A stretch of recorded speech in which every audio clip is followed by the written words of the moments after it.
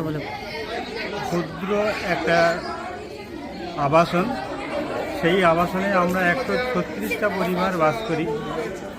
এই 136টা পরিবারের সমস্ত প্রবীণ নাগরিকদের 1997 সাল থেকে আজ পর্যন্ত তাদের ঐকান্তিক ইচ্ছা ছিল আমাদের এখানে একটা মন্দির হোক, যেখানে তাদের উপাসনা করার জায়গা থাকবে।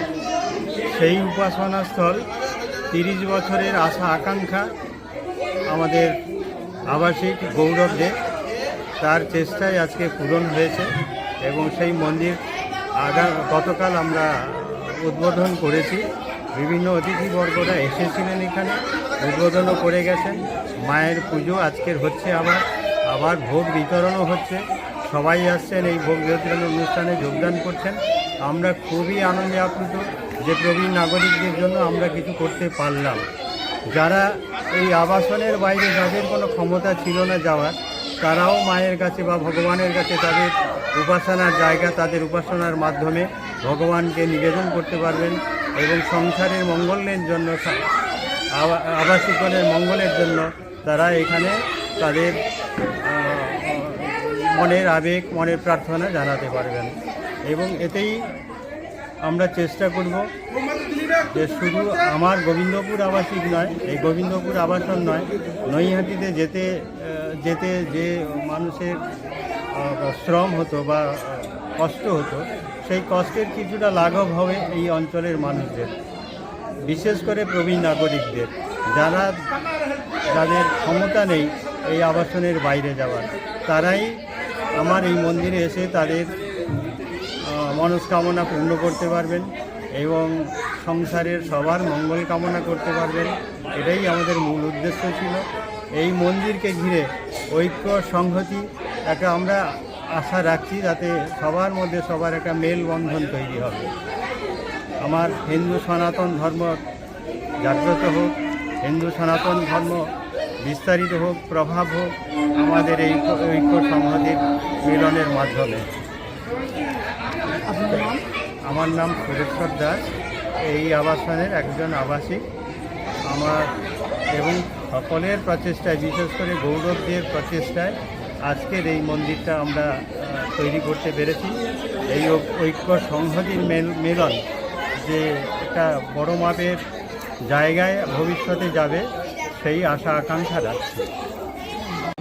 অনেক দিনের আপনাদের আশা আকাঙ্ক্ষা এই যে মন্দিরটা, এই যে এইটার প্রতিফলন সম্পর্কে কিছুটা অভিমত প্রকাশ করা। ব্যাপারটা হচ্ছে যে এখানে আমাদের দীর্ঘদিনের অনেক রকম পরিকল্পনা ছিল, কিন্তু সেই জায়গায় আমাদের মন্দির হয়েছে এবং আমাদেরই আবাসনবাসী গৌরবের নামটা না বললে অন্যায় হবে। গৌরবই হচ্ছে মেন উদ্যোক্তা, সেইটা করেছে। তবে এটা আমি বারবার বলেছি যে জাগ্রত ঠাকুরের জায়গা তখনই হবে যদি এখানে পুজো অর্চনা হয়, নইলে মন্দির থাকবে কিন্তু জাগ্রত হবে না। জাগ্রত করতে গেলে আমাদের হিন্দু ধর্মের বেশিরভাগ হচ্ছে যে সমস্ত পার্বণগুলো হয় সেগুলো সব মেয়েদের, যার জন্য মেয়েদের যদি কিছু করতে হয় মেয়েদের এগিয়ে আসতে হবে। এখানে বাড়ির বউয়েরা, মেয়েরা তারা আছে। তবে এখন যে আমরা দেখছি হিন্দু সনাতন ধর্মের যেভাবে অবক্ষরণ হচ্ছে, সেই জায়গায় দাঁড়িয়ে এই যে চিন্তাধারা, এটা আমি ধন্যবাদ জানাই তাদের। এবং এখানে কমিটিও আমাদের পাশে রয়েছে এবং কমিটিও এই উদ্যোগ নিয়েছেন এবং যার জন্য আজকের এই মন্দিরটা আমাদের তৈরি হয়েছে এবং আমরা খুব খুশি। আর কিছু আমাদের প্রশ্ন আছে? দিদিদের একটু বলে। কালকের থেকে মনে হচ্ছে জাগ্রত হয়েছে, মা এসেছে, মায়ের পুজো হচ্ছে, সবাই আমরা এক জায়গায় মিলিত হয়েছি, তার জন্য আমাদের খুবই ভালো লাগছে। এই মিলিতটা একভাবে আমাদের হতে পারি না, এই যে একটা পুজোর মাধ্যমে আমরা এক জায়গায় হয়েছি বা একসঙ্গে সবাই পরিবার মিলে আসছি, কথাবার্তা বলছি, বসছি, এগুলোই ভালো লাগছে। মাকেও মনে হচ্ছে মা পূজিত হয়ে মা জাগ্রত হয়েছে। তো নামটা যারা ভক্তরা রয়েছে তাদের আমরা চাইবো সবাই আসুক, মাকে দর্শন করুক, মা তবেই আমাদের আরও জাগ্রত হয়ে উঠবে সবার।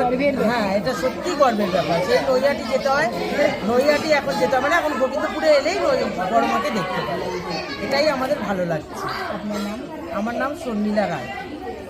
এরকম একটা সুন্দর যেটা 30 বছর ধরে স্বপ্ন দেখেছিলেন যে তৈরি হবে, এবং বয়স্ক মানুষদের জন্য খুব সুন্দর হয়েছে, যাতে তারা যেতে পারে না দূর দূরান্তে, তো ঘরের সামনে এরকম একটা করতে পেরে আপনাদের কেমন লাগছে, আর সকল ভক্তদের কি বলবেন?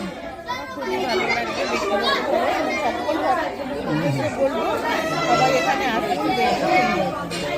আপনার নামটা? অর্চনা মণ্ডল।